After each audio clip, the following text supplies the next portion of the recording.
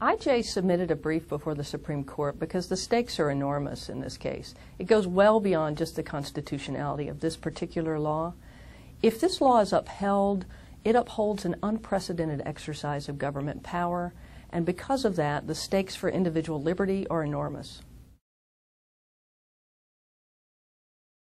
IJ's brief asserts that this individual mandate is contrary to hundreds of years of understandings of what makes a contract legally binding. And it points out to the court that it's always been the case under Anglo-American law that contracts have to be willing. They have to be based on the voluntary mutual assent of the parties. So you cannot coerce a contract. And there are many doctrines that support this idea, from fraud to incapacity to duress.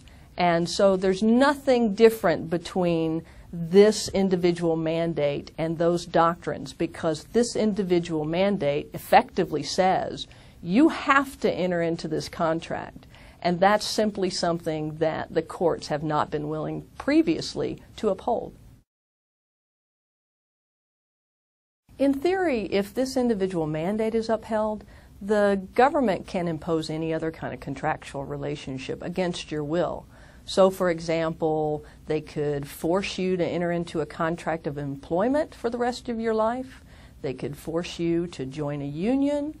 They could force you to enter into a contract with a landlord or a mortgage company.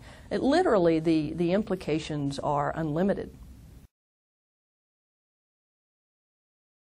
We need judicial engagement in this particular case because this is the case where the court has to draw a line in the sand and say, you can't go any further.